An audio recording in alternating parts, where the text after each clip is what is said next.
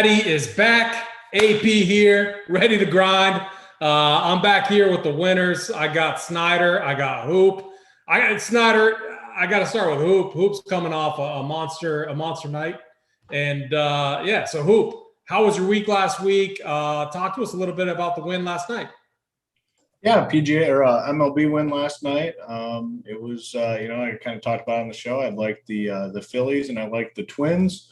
And the Twins are starting us out right again today. Mr. Garver hit a grand slam in the first inning. Things come, can kind of get on some heaters here. So I'm hoping that the Twins lead me to the promised land again tonight. But last night was solid. Took down the monster for 100K and then live final seat. So looking forward to that for sure. And hoping to, keep this peer running into the Olympics. Yeah, I hear you. How'd last week go, golf? I wasn't here. I saw the content though. And, we had some winners in chat. When you decide to hit the lock button on DJ, it didn't go so well for me. It was unfortunate too, because I had a lot of those other guys that were at the top, real high on Johnny Vegas, like a lot of people. I kind of tuned out on the weekend. I knew I was drawing dead, so I didn't follow it too closely. But this is this Olympic golf event is an interesting one. Yeah, it never hurts to rebound though with a 125K win. Congrats again to Hoop. Just love to see it. I think it's going to be my time here soon. Hopefully tonight. Shout out to DC. His core is smoking hot right now, so hopefully it continues throughout the show. Snyder, what's going on? You on my Twins? Yeah. So I was on Phillies, Twins, and Braves tonight. So they're all a hell of a start. Yeah, it's fun. That's what all the cores were. So hopefully Rompier Nation is at the top of the leaderboards. Snyder, what's going on, man? How was your week last week? How are you feeling about the Olympics golf event this week? Yeah, my week last week was good. I mean, I did have quite a bit of DJ and Hank and GPPs like MME, but my cash game team was real strong. I think I won 90% of my head-to-heads. And the one lineup I didn't play DJ in and Hank in was a $100 single entry, and I ended up taking that down, so that was good. But the MME was, I got some back, about I bet half of what I put in back, so that was all right. I mean, the rest made up for it for sure. Definitely looking forward to this Olympic event here. I mean, it looks like a juicy, nice event here. We got my boy Morikawa is ready to defend his major, and we're ready to roll here. Yeah, I actually had a decent week. I was out last week. Family, we're all down in Florida. It was like the first time in forever. Didn't take my computer, didn't take anything except for my phone. I was sitting there sipping on drinks, landed on Camp Champ, landed on a few others. And I had a bunch of missed cuts, but, I had a 4-6, 5-6, but Camp Champ, got it done like he randomly does. 3-time winner on tour. It's just crazy how a guy like him can miss 9-10 cuts in a row, and then when he's in contention, he can get it done. The other thing, and I think it's going to be important to remember this week, it's very relevant, putting. It's a volatile stat. It's the most volatile stat in golf. So keep that in mind each and every week. I think if you do, it's just going to be beneficial for you. So, yeah, we are in Japan, and we are at, I think it's Kasumi ga Siki, something like that. Snyder, you broke down the course. Could you take a minute or two? Tell us a little bit about the course. What should we expect, and what stats should we be looking at this week? Yeah, I think this is going to set up to be more of a birdie fest here. I mean, they've got some soft conditions over there due to some wet conditions they've been having, and there is more rain in the forecast as this event will play on. The golfers will see large undulating greens, about 68 bunkers on the course. There will be water in play on only 2 holes. The par 5s play long here, 640, 586, and 632. A couple long par 4s as well. That'll make long iron play much needed here. Four of the par fours will play under 400 yards, though, so there'll be a couple drivable par fours here. Three of the four par threes will all play over 200 yards here, which again brings in long iron play. The key stats I'm looking at here is strokes gained approach, off the tee, birdie or better, DraftKings point scoring, and some sand saves as well. Yeah, okay, Snyder, real quick. So all I did was I pulled the same model I used for Quail Hollow, which is the Wells Fargo Championship.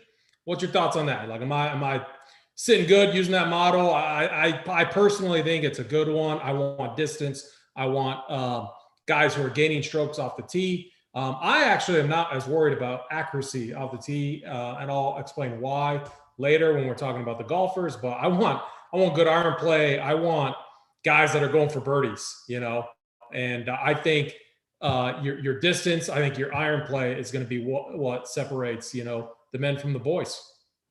Yeah, that course is definitely one of the comparisons I've heard to here. So I think that makes good sense. I mean, some of those guys should play well here. I like what that one does. I mean, I'm even using some of the model I used last week, even for this event, with it being playing easier and focusing on more scoring and wise and that. Yeah, I hear you. If you haven't yet, hit that like button, hit that subscribe button. It helps us to keep this free for all of you each and every week. And honestly, if you're not a member, we still have a code RPS Heater 25. It's going to get you 25% off your first price or your first payment here at Run Pure Sports. We're approaching a busy season. We got NFL fast approaching. We got college football fast approaching. We are behind the scenes. We're all doing content too, but we are behind the scenes organizing, planning, and this next NFL season, we've been having a bunch of meetings. We got a lot of good stuff in store. So if you're not a member, there are many, many reasons to sign up. And I would not at all wait, because we're going to have a ton of premium content. And this heater that we are all on is going to continue into NFL season. So sign up now, hit that like button, hit that subscribe. If you're new to the show, we go tier by tier. We talk about each and every player, and that's kind of how we find the winners. So Hoop, I'm going to start with you. Let's talk about this 10K and up range. What are you doing with this range this week? Yeah, I mean, overall, I will say before we dive into the tiers, like I think your mindset when building teams should be a little bit different this week. I mean, the best point to me is, okay, you look at this and there's 60 guys golfing this week. There's only 3 spots that any of these guys have interest in: first, second, or third, gold, silver, or bronze medal. Fourth place is the same as 60th here. There's no money, like the guys on the PGA Tour that make the cut, they're getting a paycheck. Not the case here. So there has to be like a different mindset with some of these guys. So that initially leads me to guys that are going to come out with an aggressive approach. You have to come out with an aggressive approach when you know that you need to finish in the top, 5%? There's 60 guys, 3 spots. So yeah, you basically got to finish in the top 5% of this event to get a prize. So I think we're going to see guys play very aggressively. That leads me to some of these guys at the top, and I want to get exposure to them. It is tough though, because they did a pretty good job with the pricing. I'd say you got Morikawa at 11.2, you got Justin Thomas at 10.9, Schauffele 10.7, Matsuyama 10.5, Rory 10.3, Reed 10.1. I think the first thing you need to do is take these guys that have this quote unquote incentive to come out and win here. Hideki Matsuyama. It's, he's from Japan, so that's his incentive here. And then you got the guys from South Korea, Sung Jae-im and Siwoo Kim. If they get a medal, they don't have to do 2 years of mandatory military service. So they have the most incentive out of anyone in this field. Does that make them come out and play this course better? I don't think so. I think it's more pressure and could lead to some, nervous putts or nervous shots. So I'm leaning towards not being on those guys. I don't know, but we'll see when we get to it. But in terms of this top tier, the guys I'm going to be off right away, like Patrick Reed. He came over late. I believe he had to quarantine up until like today or maybe even tomorrow. Hasn't seen the course. Good on him though. I mean, we give him a lot of shit on these shows, but good on him for coming over. on late notice and getting into this event representing the United States. But at 10-1, I can't play him. Rory, I just don't think Rory is that good. I mean, I think he is a guy that should be in the 9K range. He's 10-3, and to me, he doesn't belong up here. Matsuyama at 10-5, another guy that I think might be a little bit overpriced, compared to some of these other. I can't click Matsuyama knowing that Xander is $200 more, Justin Thomas is $400 more, and Colin Morikawa is $700 more. I just cannot click that price tag. So that immediately takes me up to these top three guys, Morikawa, Thomas, and Xander, who I like all three of them. Can I play all three? I don't know. I got to look at some ownership stuff and check it out. I'd like to, but I don't know if I can get way over the field on all three of them. I probably have to play two. The guy that I think comes in the lowest owned between Morikawa, Thomas, and Xander is Justin Thomas. So I immediately have a lean, I think, towards Justin Thomas. And then you got to look at Xander and Morikawa. Like, I obviously like both these guys.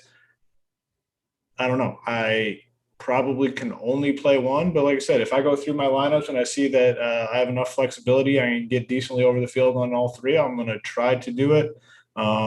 I think it's going to be easy to get over on Thomas. I think he comes in with a relatively low ownership. So for me, my three favorite up here are the three most expensive, and that could be a problem obviously when it comes to building teams.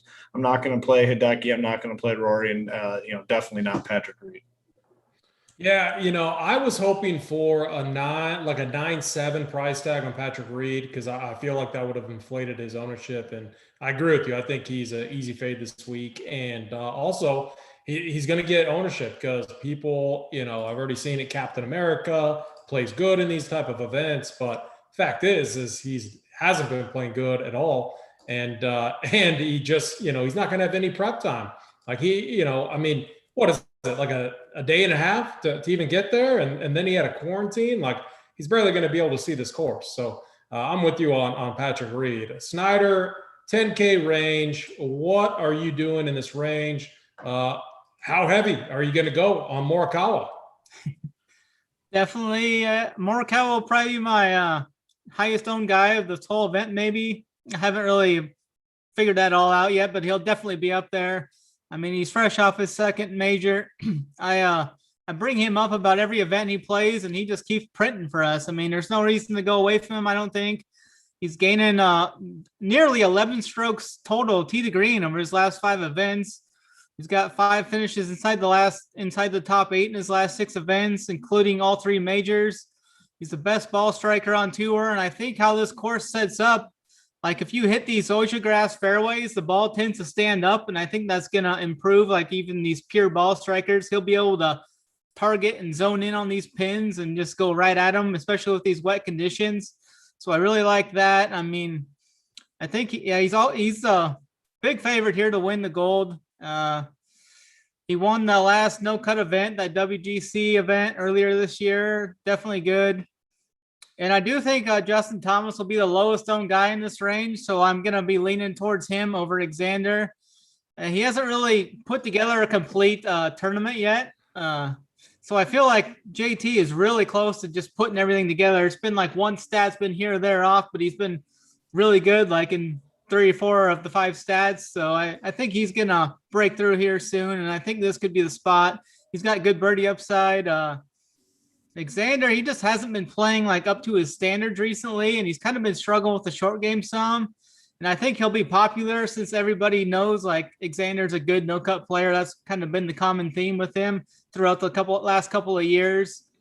Hideki, I'm not much for Hideki whenever he's over 10K. I don't really like playing him there. I don't think he has much win equity. So, I mean, he's only had 3 finishes inside the top 20 in his last 12 events, and he should carry some ownership here as people are talking about him playing here before. I mean, he actually won an amateur event here about 10 years ago, but that was on the West course, and they're playing the East course this week. And he's coming off COVID as well, so that's an easy fade for me there. Rory, I get the play. I mean, they talk about the course comps to this, and Rory's played well in all the course comps they talk about. But I just don't feel confident in his game right now, and I don't think I can get to him here because I like some of the other guys a little below him. And Patrick Reed, yeah, I give him much respect for going from the Open to the 3M and then back over to Tokyo off short rest. He's done all that traveling in like 8 days or so, and I don't think he'll see the course much, maybe one day or half a day before he's got to go in. But that's where I'm leaning at on this top range. It's Morikawa 1 and JT 2 for me. Sorry, when you look at Morikawa, like this guy, I mean, is he not one of the best, maybe up there with like Tiger in his prime, like prime ball striking days? I mean, it's ridiculous. 12, 11, 8, 11, 12. That's strokes gained, tee to green over his last whatever events. On approach, he's gaining almost 8 strokes per event on average. It comes down to the putter. If this guy ever learns to get consistent on the greens, it's it's going to be game over. It's really impressive what he's doing right now. A first at the Open, a fourth at the U.S. Open, second at the Memorial, 14th, 8th, 7th, 18. He had a win at the WGC event, like you said. I mean, the guy is incredible. I am aboard the Morikawa train with you, Snyder. Locked arm in arm. I was a little late to the party, but this kid is incredible. So I'm with you. I like him this week. I think he's one of the best plays, obviously, and he's priced way up. I am all in on a stud and value approach this week. I want as many of Morikawa, Justin Thomas, and then I like Rory a little bit as well. I want as much of those guys as I can get. I'm fading Xander. I'm fading Hideki. I'm fading Patrick Reed in this range. Let me explain. The Xander, his ownership is always inflated. We're going to hear it all week. People are going to tout the no cut events and everything. The fact is he keeps going in between this locked putting style and then his old putting style. There's a lot of inconsistencies in his game right now. It just seems like he's overthinking it. And so I'm just, I don't want to pay a premium for him. I would rather have more ownership of Justin Thomas or Morikawa. Hideki, I think it's just, ever since his Masters win, the putter has gone south. I think his ownership is going to be inflated. I think he's overpriced. He's a 3-time winner at this track, a long time ago, but he's won here. I throw that experience out because he's over in the States playing all the time. It's not like he's coming back here and playing all the time. Now, I don't know that as a fact or not, but it's just a guess. Like, it seems like it's probably been quite some time since, he's had some true experience and competitive play out here. And the fact that, there's going to be so much pressure on this guy. All of Japan on his shoulders is all I keep hearing. When you're looking at 6-foot putts and you have that kind of pressure on you, I think it comes down to those 6-foot putts. I think they're very hard to make. Now with that, that's why I like Rory this week. Rory, if you look at his metrics, his ball striking's been really good. He's been a monster off the tee. He's gaining a ton of strokes on approach over his last 6 events. It's the putter that's failed him. I think the pressure is going to be off here. I think that this course has some similarities to like a Quail Hollow, not identical, but we want distance. We want good ball strikers. Rory got a win, and that was only 5 events ago. So we talk about, I know I share the frustrations. I'm like, this guy sucks. Every time I play him and he sucks, I am one of those guys. I'm like, this guy sucks. We saw with Cam Champ though last week. You can suck and then you can turn around and win. So I'm not fading Rory. I am probably not. I will end up over the field because I don't think he's going to be high owned. And so what I'm doing is fading Xander, fading Reed, Hideki, using that to get a little bit overweight in multi-entry formats, to get a little overweight on Rory. But my 1 and 2 are Justin Thomas and Morikawa. And I think one of those 2 guys are going to win. Hoop, did you give us kind of your 1 and 2 in this range? Yeah, I definitely think from a tournament perspective, Justin Thomas is probably my favorite. I have not, Snyder, have you looked at the ownership on him yet? I think he'll be like right around that 8 to 12% range is what I Oh, was that seeing low, early. even in the even in the 60-person field. Yeah, I think, I mean, I haven't seen Wow. anything updated, but he could approach like 15%. I don't think it'll be anything over 15 though, for sure. 60-person field, that's really low. Okay, yeah, I Yeah. like him a lot at that rate. But I like all three of these guys up top. So I mean, honestly, I'm gonna have to make some tough decisions before I build lineups. But I like Thomas. I like Xander, and I definitely like Morikawa. I'm definitely going to have some Thomas though at that ownership. It's just a matter of if I can play both Morikawa and Xander. You guys have kind of sold me on leaning towards Morikawa a little bit, so I'll say Thomas and then Colin. So, like, the one argument I've heard against Justin Thomas is all the trees on this course. My counter argument to that is, and this is true for a lot of golfers, if you have a course where there's random trees or random, maybe the defense is rough and different bunkers or water, but not as many trees, it's almost harder to like focus and aim. If you get like tree line fairways, sometimes these guys can just focus and they can see that tunnel that they need to hit down. I think that's Rory. I think that's Justin Thomas. I'm not worried at all about the trees in this course. I actually like where his game is at, ball striking. I think the pressure's off, and this dude is going to smash. I think there's a good chance of an American winning the gold medal. And I took a 360. I went from early in the week wanting to fade all the Americans.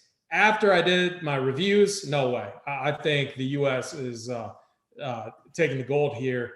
Maybe a slight upset by a guy in the 9K range that we will get to. With that in mind, Snyder, take us into the 9K range. Yeah, I like a few of these guys up top in this range. I definitely like Victor Hovland. I think he might be one of the highest, if not the highest owned guy, but I think it's rightfully so there. He's just been so good, like recent form. His game sets up well for this track. He's been putting well as of late, minus the Memorial, but I like where he's at there. I mean, he does struggle with that around the green game, but with these greens being so big, I think he'll be able to find these greens very easily and eliminate that part of his game that's lacking from him. And I definitely like, he just ranks near the top of every stat I'm looking at this week, and I think he's a great target here. Shane Lowry, he just continues to play solid. He's coming off a 12th at the Open. The irons have been dialed in for him lately, and I think he's a guy that I think he'll still push on through here. So I think he's a guy that can score. Paul Casey, he's just been playing great golf worldwide this year. I mean, he's got that win in Dubai and 8 other top 15 finishes this year. I think he'll come a little under the radar here. I mean, he's long off the tee, and much people don't know. He's actually averaging 305 yards average off the tee in his last 7 events, and that's including his season low of 280 at the Open last week. So I think he's a under the radar bomber that can take advantage of some of these places. He's gaining 1.5 strokes off the tee and 4.6 strokes approach in his last 5 events.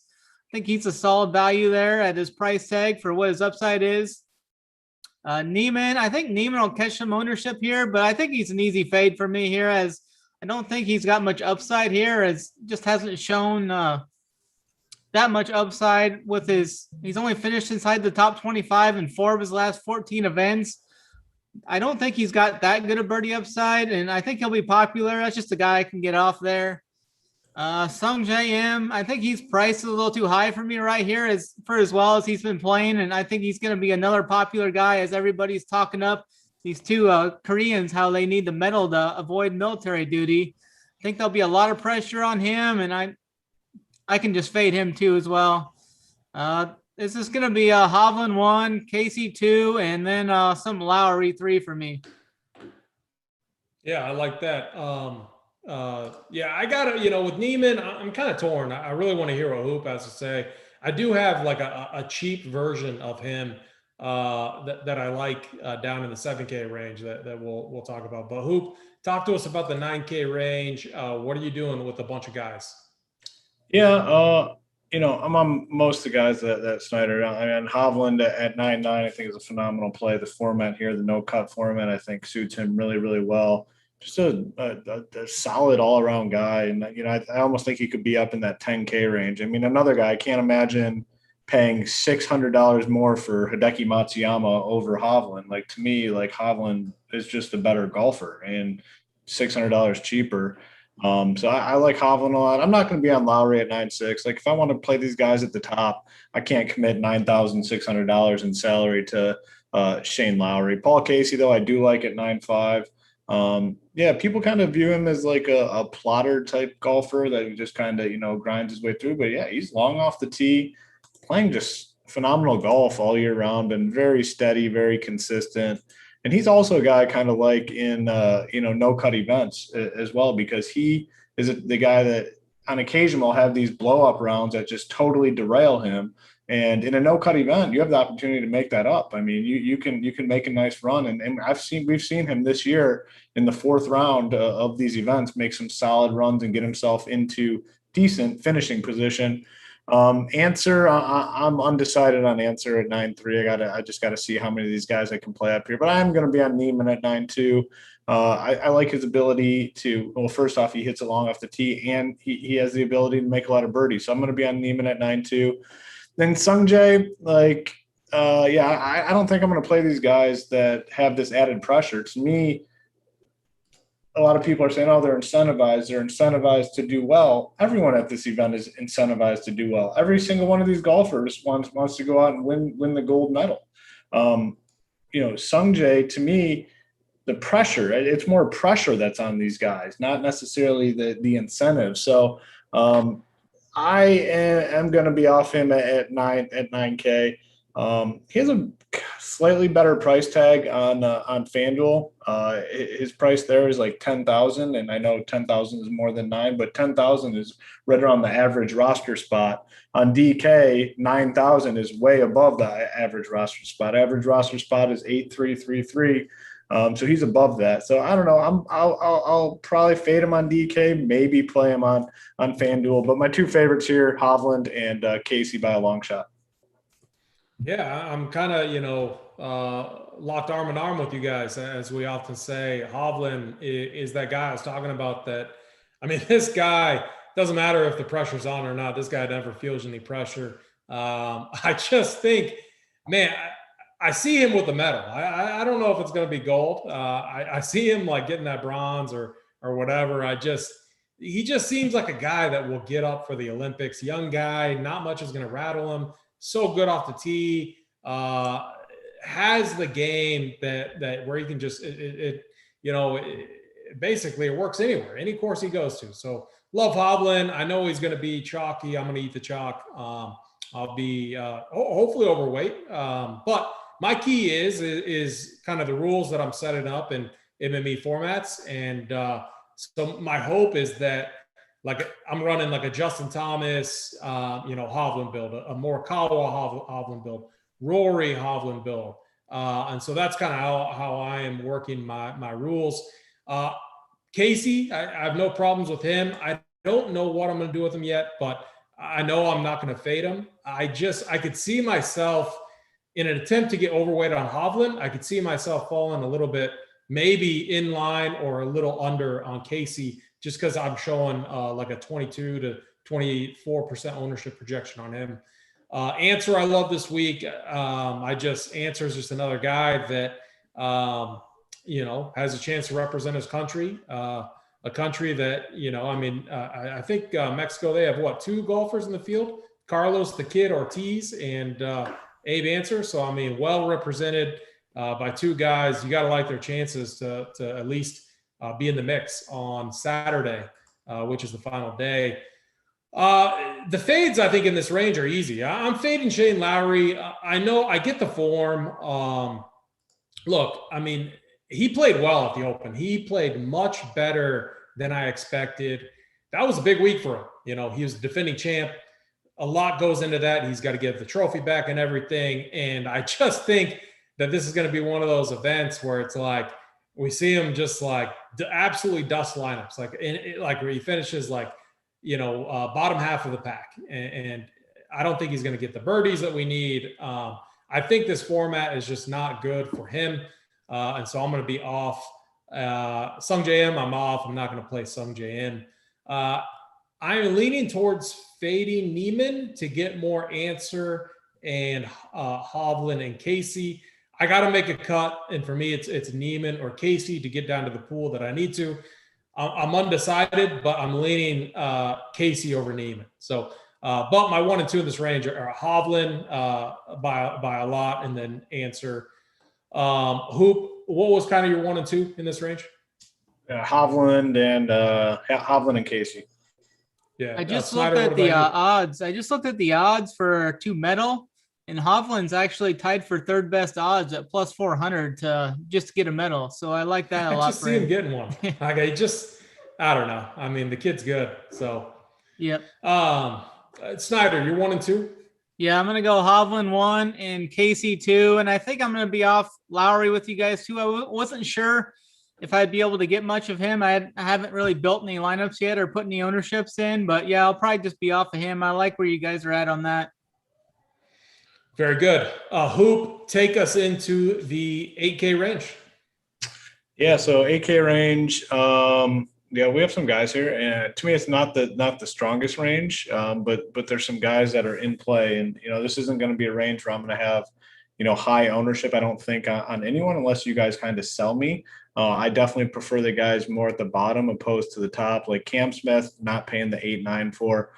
Corey Connors, I guess, is a little bit interesting at 8.8. I think he could probably play pretty well here at this course. Bazoonhout at 8.7, not doing that. Fleetwood, though, at 8.6. I will have some Fleetwood. He's not on American soil. When he's on American soil, I think he should be dead to us. When he's elsewhere, I think we can consider him a little bit, although he hasn't been great, outside of the U.S. 17th at the Irish Open, 26th at the Scottish, 33rd at the Open Championship. But I'm still going to play him a little bit. I mean, I have a sweet spot in my heart for Fleetwood, and I just continue to play him. So I'll play him. Guido, a little interest at 8.4. Higo, the same at 8.3. Norton, I don't think this is the right spot for Norton. Birdie Fest type event, which I think it's going to be no cut event. I just don't like Norton in that format. I'm going to leave the next guy for you guys. I do like him. The guy at 8.1, Mr. Peters. I will be on him, but I have a feeling that you guys are going to be really on him. So I'm on him, and I'll leave it at that. And then Hughes at 8K. No, I mean, the only time Hughes is making these runs is when he's making just a shit ton of putts. I'm not going to bank on that here. So, again, a range I'm not going to go bonkers with. Fleetwood, Guido, Higo, Peters, kind of the guys that I'm looking at here. Yeah, very good. I like that. Snyder, talk to us about this 8K range and dive into Thomas Peters as well. Yeah, up top here, I don't think I can pay for Cam Smith. I mean, the iron play really hasn't been there for him as of late. He's been struggling a lot since that hot start he had to start the year. I think he's an easy fade there. I do like Corey Connors just right below him. He's a great ball striker. I think he could set up well here. He's gaining 2.7 strokes on approach in his last 20 events, so he's got sustained iron play that we're looking for here. He's actually gained strokes off the tee as well in his last 10 events, so that's a good thing. The short game's always the question with him, but I mean, if he can just putt to a 0, like we talk about, like Morikawa a lot, I think he's got great upside here if he can just get that short game going. But Zayden Hoot, I think the price is a little too high for him here. I mean, I think of him more as like a grinder. I mean, he's made all these cuts in a row, but he just doesn't make the birdies that I think will be needed here. I mean, he's just good at just making the cuts and finishing like top 30, top 40. I mean, that's more of in his wheelhouse, and I don't like that price tag or him here at all. Guido, I think he's a solid GPP play here. I don't know what his ownership's going to be. I haven't seen him yet, but he had that solid stretch with 3 top 15s and 4 events until that bad second round, which narrowly missed the cut at the Open. He can rack up birdies and bunches here, and as a guy I can see outscore his placement here. So I have some interest in him for tournaments. Thomas Peters, definitely like him. The kid can bomb it off the tee. He's got high birdie upside. He's got 5 top 15s in his last 9 events. He's made 16 or more birdies in 7 of his last 9 events. He's definitely got the upside needed here, and he's got a good price tag. Mckenzie Hughes, yeah, I could see him as like a GPP play if you think he's going to get hot with the putter. I mean, he has shot sub 70 in his last 7 rounds, but I just don't know if that putter can stay where it is here. I mean, I can get it, but I don't know if I'll be there yet or not. He's got solid GVP upside though. I think Peters 1 and Connors 2 will be for me in this range though. Yeah, I mean this range. Like I'm not playing Cam Smith. I'm not playing Bezaden Hoot. I'm not playing Tommy Fleetwood. I get you though, Hoop. Like I get it. The like Tom, he could show up. He definitely could. I got to X him out. He's hurt my feelings one too many times. It's not a comfortable roster. That's for sure. Yeah.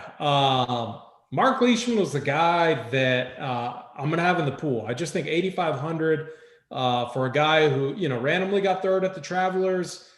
I know he talked about like he wasn't focused early on in the season, and he did miss the cut at the Open, but this just seems like a track that just kind of fits his game a little bit better. If you think of where he plays good at, Torrey Pines and just different places like that. I don't know if it's a comp course at all. I think maybe it has some similarities. Snyder, maybe you can chime in on that, but Mark Leashman, 8,500. Like I'd rather play Mark Leashman 8,500 than like Patrick Reed, who's 10K. I would much rather do that, especially in a no cut event, because Leashman's a guy who can make birdies too. His putter can get hot, and he can make birdies with the best of them. So I was really high initially on. No, never mind. That's the 7K range. A few of these guys that played last week, and I was going to ask you about them, but we don't have to worry about that with Garrett Higo or Guido. Higo is this guy's a winner. I want winners in my lineups. I want guys that can make birdies. I'm showing like a 9 to 10% ownership projection on him. I think that is crazy for a guy who's has 3 wins on the year. Knows how to go to a random course and win. So I think that's the type of guy that we want to play this week.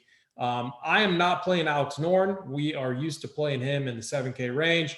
I know that, price may not matter this week as much. I'm not going to play him. I wasn't really playing him when he went on his hot streak anyway. And I think a mistake is like, if you weren't playing that guy on his hot streak, why are you gonna start playing him now off 2 missed cuts? Like just keep fading him. If you were playing them, then yeah, take a shot on them. But if you weren't, keep fading them. The process will all work out. Thomas Peters. So Snyder, you absolutely nailed the workbench play last week with Mito. What did he finish? 6th? 6th, yeah. 6th. He got it done, and he didn't get it done on day 1. He didn't get it done on day 2. He got it done day 3 and day 4 when it needs to matter. Right? I'm sure people were tilting him in chat early on. Those first few days do not matter. He got it done. And so, with that in mind, I saw your note on Thomas Peters early in the playbook. I knew you liked him. I liked him. And I'm like, I'm going to lock him in. I'm not going to overthink it. Thomas Peters, 8,100 workbench play of the week this week. It's a guy that this guy can get hot. The putter can get hot. And when he is in contention, he's good. He can finish. And so that is what I want. He can also tilt and absolutely, blow up. I know that is in the cards. I don't think we've seen as much of that of late. Now, it's not like I'm watching him because I don't watch a lot of the European Tour. I just was looking at his results on the European Tour. So I like Thomas Peters, 8,100, a guy that can definitely get it done. Like I'm not going to play Mckenzie Hughes, who's another guy that has been very hot. But he's a 6K guy. I'm not going to pay 8K for him when I can get Thomas Peters for basically the same price. So yeah, for me, it's Peters 1, and then Garrett Higo, a close 2 is where I am at. Hoop 1 and 2. 1 and 2, it's going to be, I think it's going to be Fleetwood 1, and then I'll join you guys with Thomas Peters 2. I like it. Snyder. Yeah, I'm going to go Peters 1 and Corey Connors 2. You know what? I can't. So I'm going to take Tommy Fleetwood off the fade list. I just did it right now. You can leave him there. Trust me. It's I get the reason to fade. I'm going to have not much. He's going to be, so I think each week, my lowest owned guy is usually around 7%, 5 or 7%. I'm gonna just tag him there. I just, I'm feeling the good hoopster vibes. And I'm a Tommy Fleetwood homer too. I like the guy. He's fun to watch. And so, I get it. Snyder, you're 1 and 2, and then take us into the 7K range. Yeah, I'm gonna be on Peters and Connors. For this 7K range, Siwoo Kim's right up there. I think he's gonna be another guy getting talked up about all this pressure that's on him and stuff.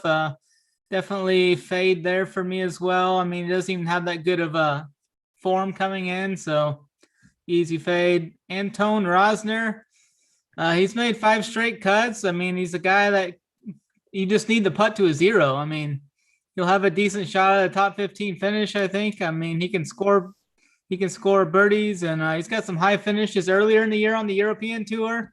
I think he's got good upside for that price tag. Johnny Vegas, he's continued his great recent form last week. I was on him last week pretty heavy. He got 2nd place. I mean, he paid off well for us. But this week, I think I might have to jump off. I think he's going to be the most popular golfer this whole week. He's got that value price tag. Everyone's going to be looking to it. He's definitely has that great recent form, but at some point, I think you just got to jump off, and I think I'm going to jump off here. It's going to come down to, I think the driving accuracy is what can get me off of him with these tree line fairways. He ranks 52nd in the field in fairways gain, which is 3rd to last. There's like 5 guys that aren't even ranked, but he's 52nd out of 55 guys, I think. So I think that could get me off of him if he's going to be right around that 35% range where I think he's going to come in. I'm going to definitely go back to my boy Mito here. I've been riding him since he came off the Korn Ferry Tour. I've talked him up every event, and he's off back-to-back top 6 finishes at the 3M and the Barbasol. He's been great at scrambling when he's needed to, and he's hitting 76% of his greens in regulation the last 3 events. Definitely like him. Real quick, do you have any concern with the turnaround and travel time for him? I don't really think so with him. I mean, he's a young kid enough. I think he'll adapt to it fairly well. I mean, I could see that more with like Johnny Vegas. He's a little older, and I think Mito's young, he's spry, he's ready to go. I mean, he's just loving being in this situation after being on the Korn Ferry. He's finally got up to this big boy status, and I think he's ready to continue his play here. Another guy a little lower, Rasmus Højgaard. I don't mind some of him for some GPPs. He can bomb it off the tee. He's been solid with the irons. It's just like an up and down with the short game. He showed highs and lows with that short game. It just comes down to, can he make the putts this week? Matia Schwab, I definitely have interest in him. He's coming off a couple missed cuts, but that was on links courses, and he typically doesn't play as well on links courses, so I can brush that off easily, I think. He's had some good finishes entering those 2 events before he missed those. He's got solid upside here. He makes birdies. I mean, I think he can outscore his position definitely too as well. Like his DraftKings points can outscore where he finishes in the event. So I definitely like him. And that's it for the 7K range for me at the moment. Yeah, very good. Hoop, 7K range. It gets pretty dusty fairly quick. What are you doing with the guys down here? Yeah, it gets pretty ugly rather quickly. Carlos Ortiz at the top. Have some interest there at 7-9. Siwoo Kim, I mean, I hope people do play him. And, honestly, for his sake, on a personal level, if he went out and won a medal and, didn't have to do the 2 years of service. Who is the golfer that had to do the 2 years of service and then just could never come back? Do you know the guy's name, Snyder? I think that was like Sung Bae or something like that. Yeah, there was a couple of them actually. They were doing really well. There's been a few guys, solid golfers, win for the 2 years, and then they could just never get their career back on track. Very unfortunate. So for his sake, hopefully goes out and gets a medal. For DFS purposes this week, I'll be fading him. People are going to play that narrative, and I think that's an edge we can have this week. People are going to play him, people are going to play Siwoo, and people are going to play Matsuyama at a pretty high rate, just buying into these narratives. So I'm going to definitely fade him. I hope that ownership is high. I like to call on Rosner, Dietrich, Johnny Vegas at 7-4. I mean, you guys, I've been playing Johnny Vegas all year long. I can't fade him here at 7-4. I get it. Snyder, he's going to be probably the highest owned guy. If he comes out and sucks, you got a huge, leg up on the competition. Mito at 7-2. I think Mito has a chance to be there in terms of ownership, though, right there with Johnny Vegas. I mean, I think these two guys, Vegas, Mito, are probably two of the higher owned guys on the slate. And then Schwab, I agree, at 7K. I want some exposure to some of these cheap guys so I can get in that top tier. Schwab, 7K. I think I can definitely go there. In terms of 1-2 here in this range, I think I just eat the chalk here with, Johnny Vegas and Mito.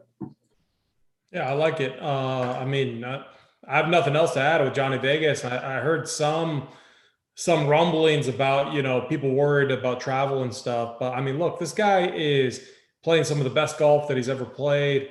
The ball striking is all there. I don't think he's going to need a ton of time, like figuring out this course. I just think if he takes his current form out there, he's going to be better than this range that we're talking about. So I'm with you guys there. I'm with you on Siwoo Kim. If Siwoo Kim and if Sung Jae In beat me, they beat me. I hope you put it perfect. I would not be tilted. Good for them. It would be excellent. That's so much pressure. I don't see it happening. I would rather bet against it.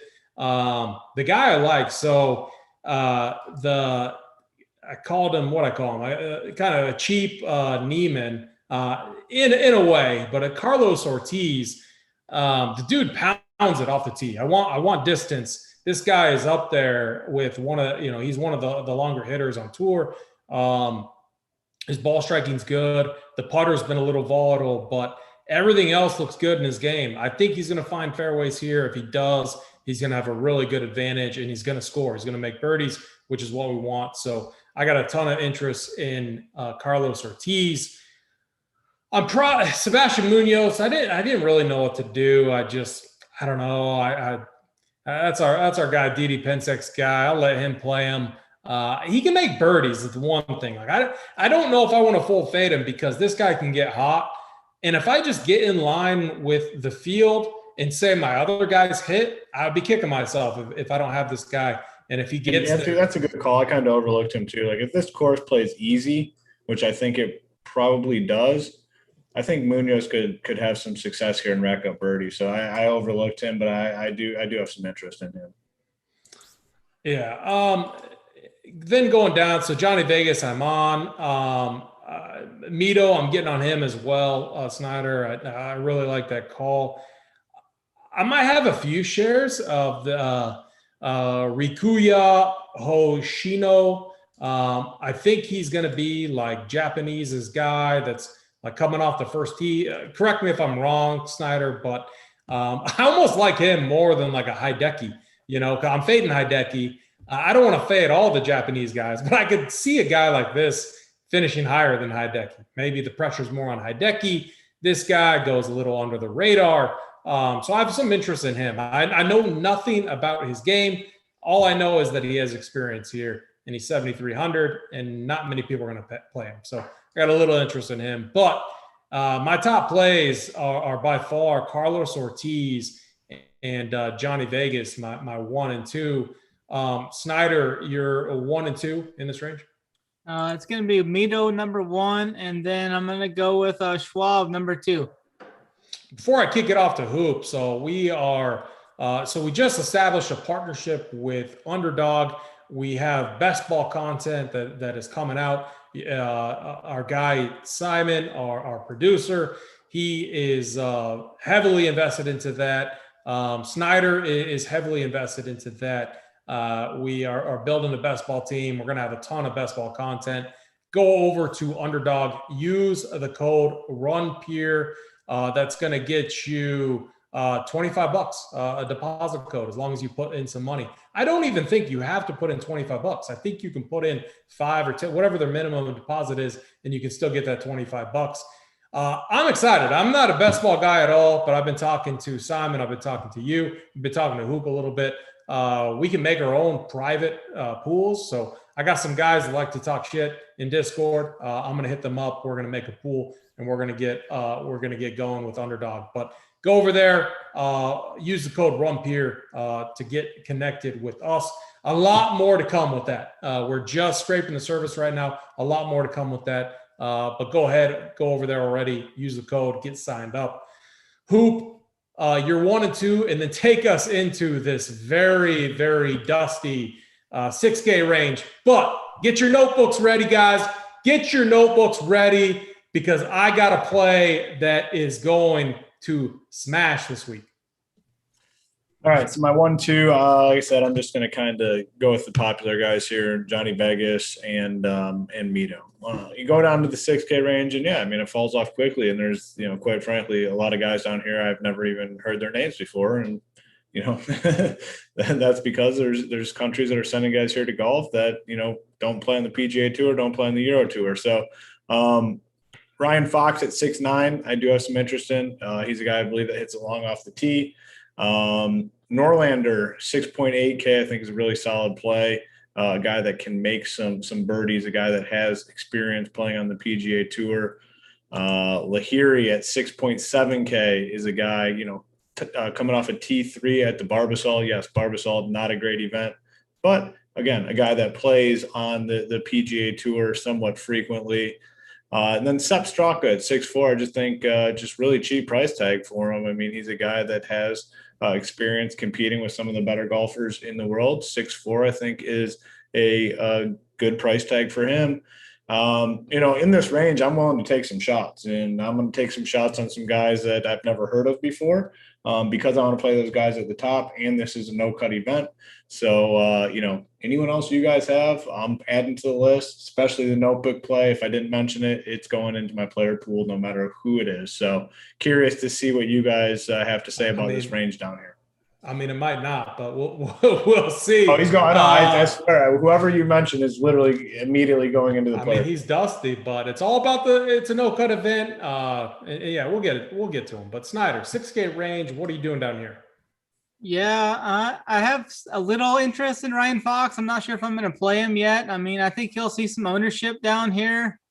He does bomb it off the tee, but he doesn't really know where it's going when he hits it. I think he's got one of the lowest driving accuracies I've ever seen. It's like right around 35%.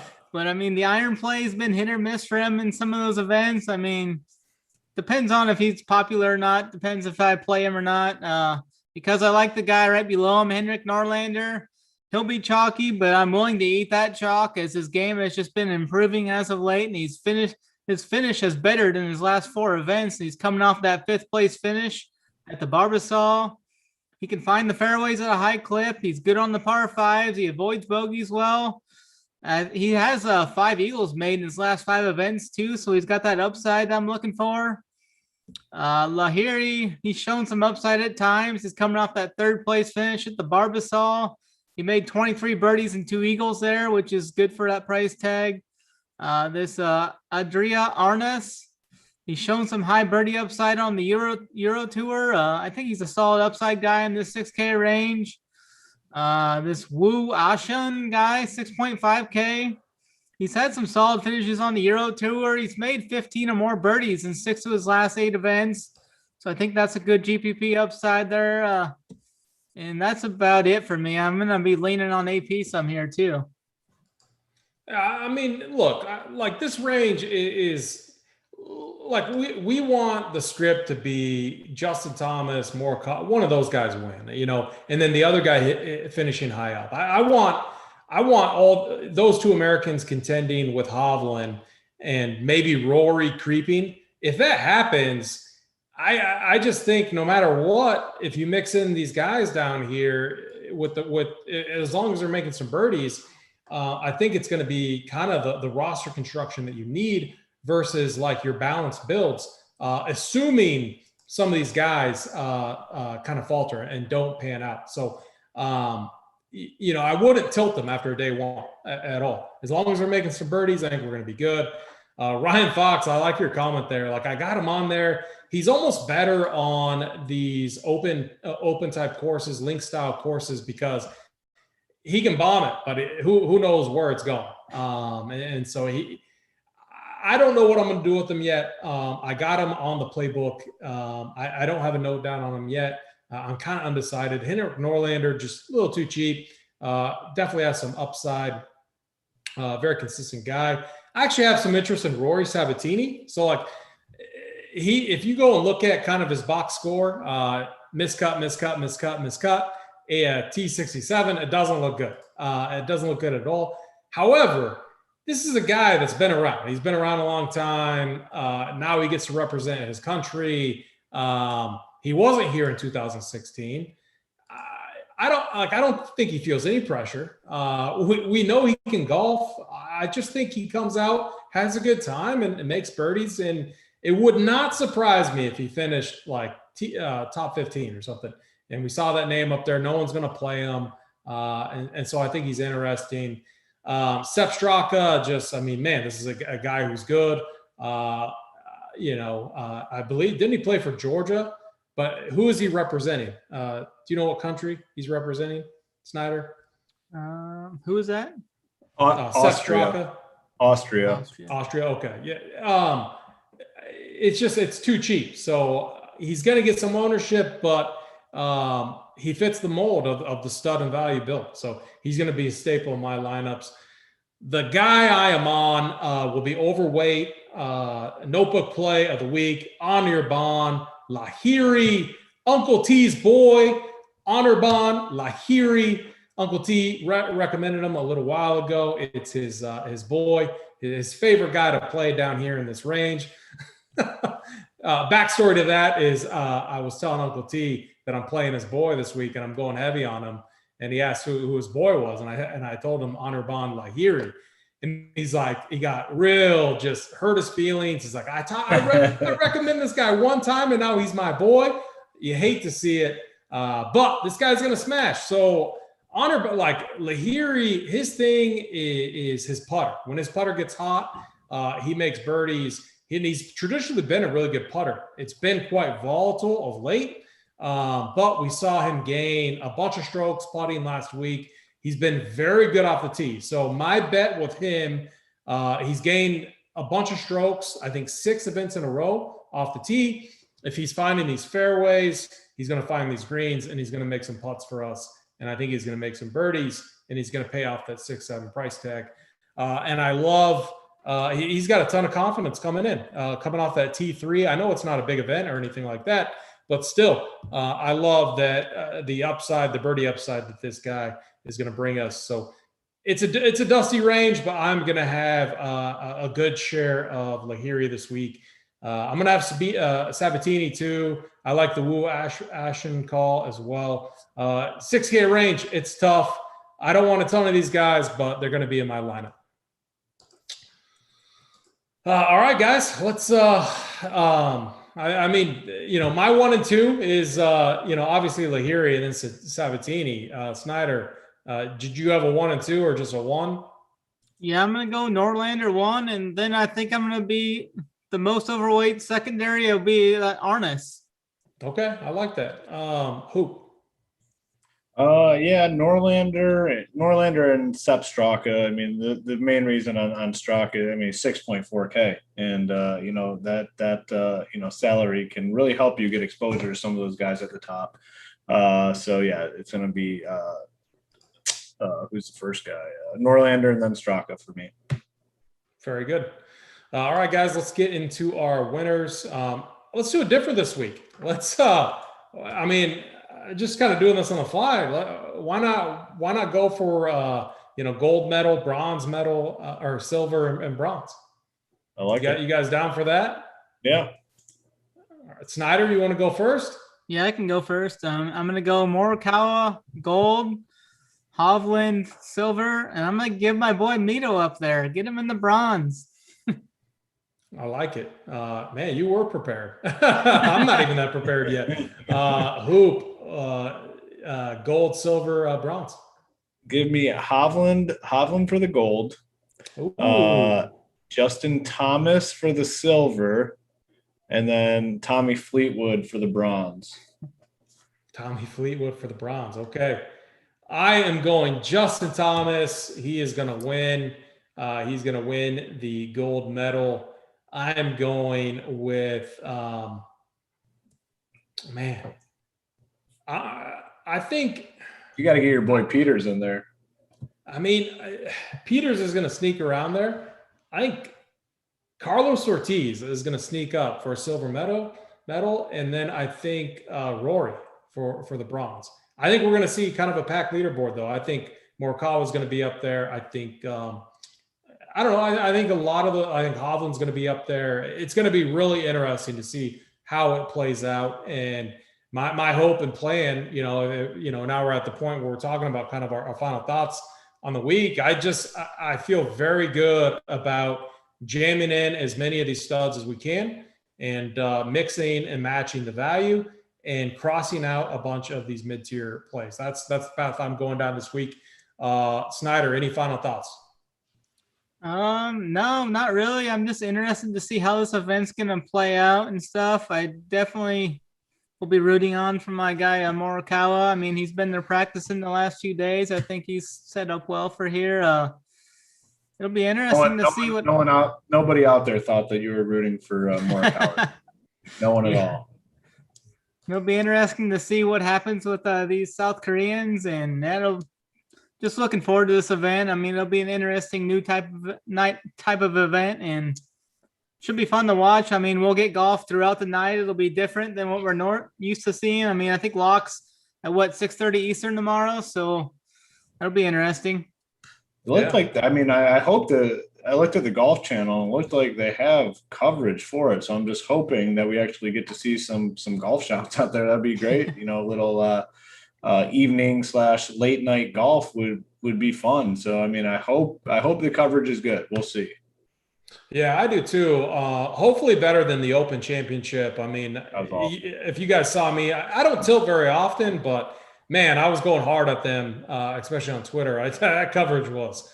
I mean, so how hard bad. is it? That is so tilting. Like, how hard is it? Like, just show golf shots, give us stat tracker, and then that would make us happy. Like, nothing to complain about. The Open coverage was just a disaster. Phil Mickelson is in dead last place, and they're following his group every single shot. Like, why?